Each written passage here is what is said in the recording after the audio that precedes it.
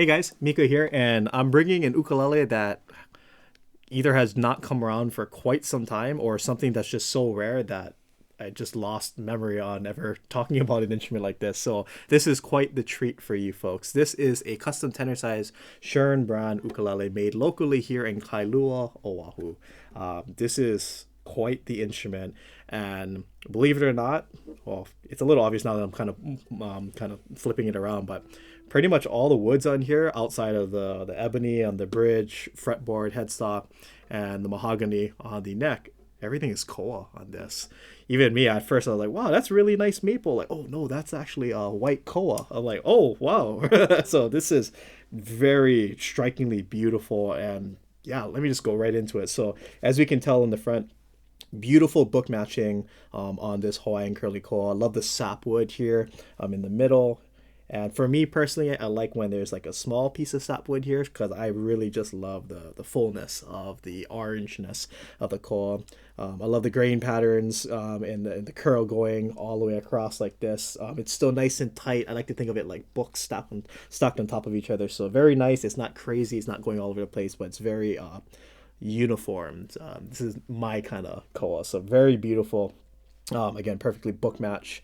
Going on the sides, I love that the curl is going all the way up and down for the full length or the width of the height for the size of the instrument. Really beautiful stuff. And then on the back, oof, very vibrant, very just striking. Again, I love the tightness of the curls on the sides, but as per usual, as koa, not only do you have this nice sapwood here in the middle, but you have the typical colors of the slightly darker streaks of the koa right here, these darker lines, but also some of that different kind of colors of orange that's embedded into the wood, like right here, and then like right over here. So it's really beautiful stuff.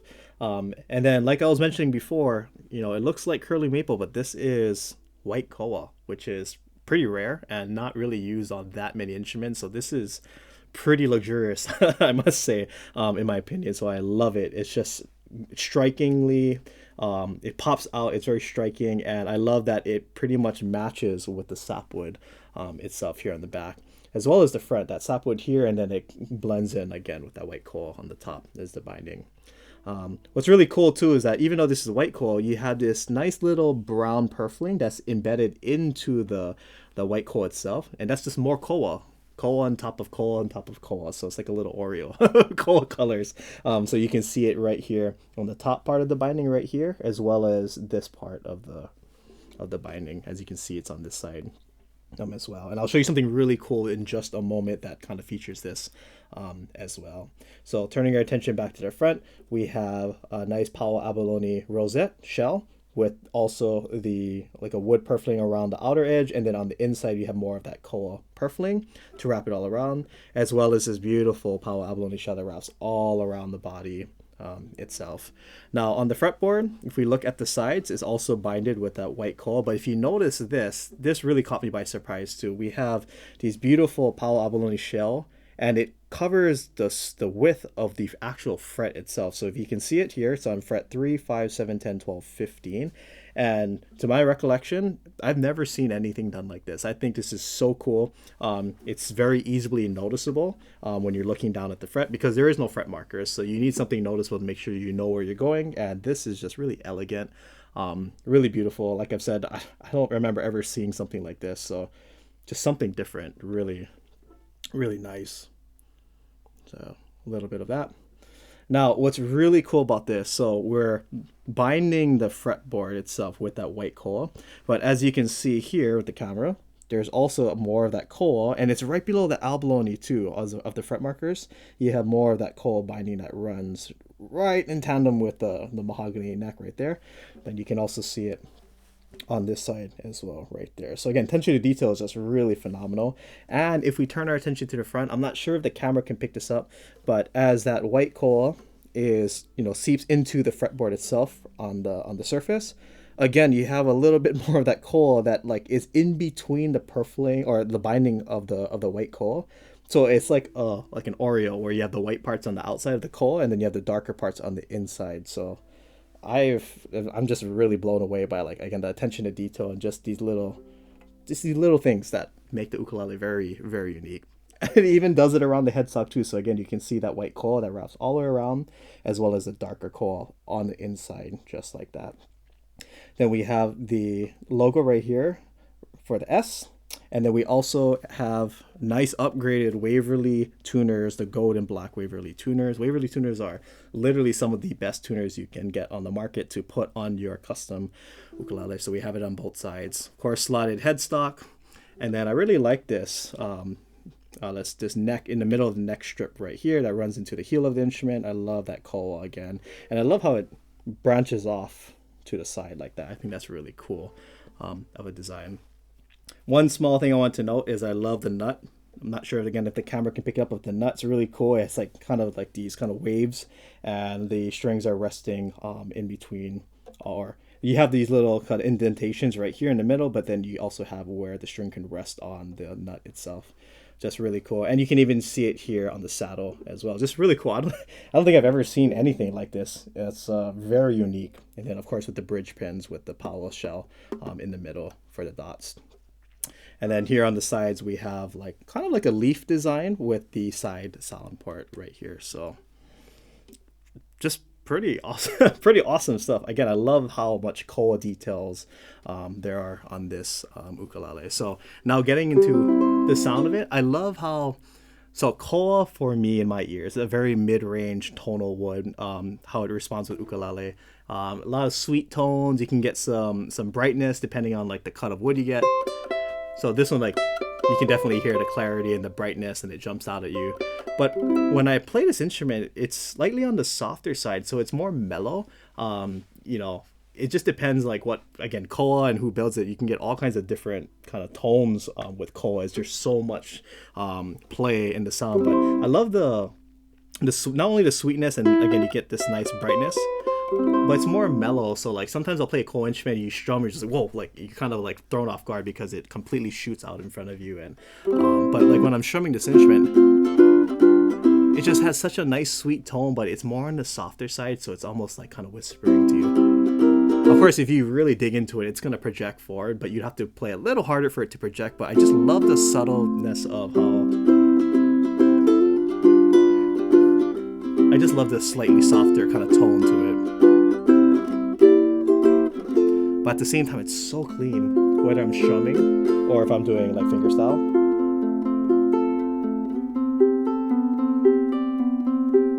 It's such a koa sound to me. Again, really clean, nice and bright and articulate.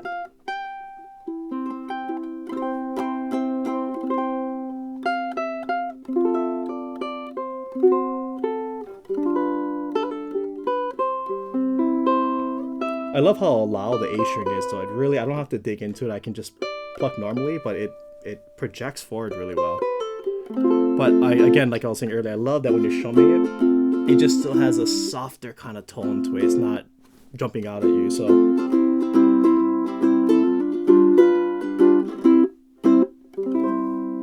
it's very sweet and very nice sounding. So when I'm playing out the upper frets, how clean that is! Wow.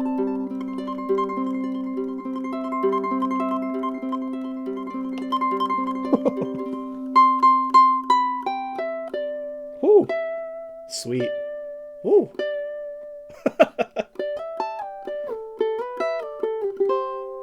Wow. Woo! 17. This 20 frets on this. That high F, I think. Really high.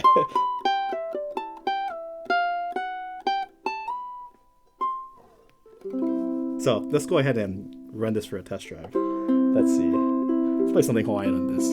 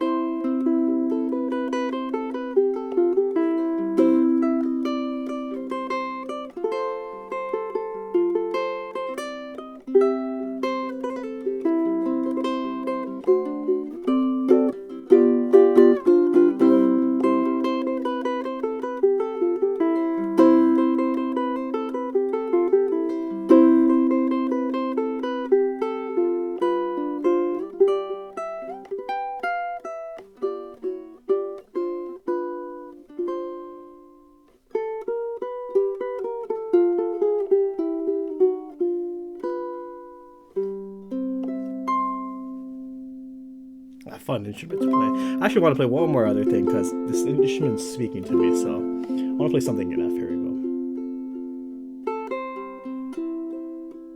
Here you go.